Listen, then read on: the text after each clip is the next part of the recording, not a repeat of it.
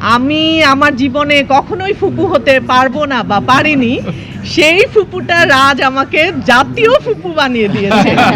কিছুদিন আগে আমি কলকাতা গিয়েছিলাম শুটিং করতে, সেখানে হঠাৎ দেখলাম দূর থেকে একজন ওকে ডাকছে যে এই ফুপা ফুপা।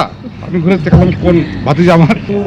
আমার চরিত্রটা নিয়ে প্রথমত আমি বলবো যে প্রতিটি মানুষ আমাকে বলে যে ফুপুরা এরকম হয়, বা হচ্ছে সবার যেন এরকম একটা ফুপু থাকে, এরকম একটা কমেন্ট আমি সবসময় পাই। আমার ফেসবুক ভরে যায়, সমস্ত কমেন্টে এরকম কমেন্ট পাই যে এরকম ফুপু যেন সব বাসায় থাকে, সবার জীবনে থাকে।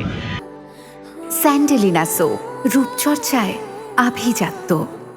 তো আজকে একটা কথা বলি যে আমার যেহেতু ভাই নাই, আমি আমার জীবনে কখনোই ফুপু হতে পারবো না বা পারিনি, সেই ফুপুটা রাজ আমাকে জাতীয় ফুপু বানিয়ে দিয়েছে। মানে এটা আসলে অনেক অনেক বড় ব্যাপার। আমাদের নাটকের বা আমাদের দর্শকদেরকে আমাদের গল্প ফিরিয়ে দিয়েছে। যে গল্পগুলো একসময় উপভোগ্য ছিল, ও আবার প্রমাণ করেছে এটাকে কিভাবে জনপ্রিয় করা যায়। আমি অনেকদিন পর একটি চরিত্রের জনপ্রিয়তা উপভোগ করছি, সেটা দেশে এবং দেশের বাইরে সব জায়গায়।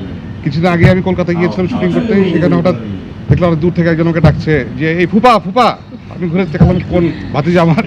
পরে বলতাম যে না, ওই নাটকে হলো আপনি মাইন্ড করেন তো, আমি ফুপা এটা আমাদের গল্প রেগুলার দেখি। এরপরে গল্প কেউ তাদের যে উত্তেজনা আগ্রহ, সেটা সত্যি আমাকে বিস্মিত করেছে। আমি দারুণ উপভোগ করেছি। আমাদের চেষ্টা ছিল যে আমরা মানুষকে ভালো লাগার জন্য কিছু করব, সেটা যে এত বেশি হয়ে যাবে ভালো লাগাটা, এটা আসলে আমরা আশা করিনি। এটার জন্য আমি বলবো যে সবার আগে তো রাজের সবচেয়ে বড় কৃতিত্ব, রাজ এভাবে চিন্তা করেছে, এবং আমাদের দর্শকদের কাছে আমি অনেক অনেক কৃতজ্ঞ যে আপনারা আমাদেরকে এই জায়গায় আপনারা স্থান দিয়েছেন। অনেক ভালো লাগাটা আসলে মানে আমি জানি না আর কখনো এই জায়গায় পৌঁছাতে পারবো কিনা, বা এইরকমভাবে আপনাদেরকে নাড়া দিতে পারবো কিনা।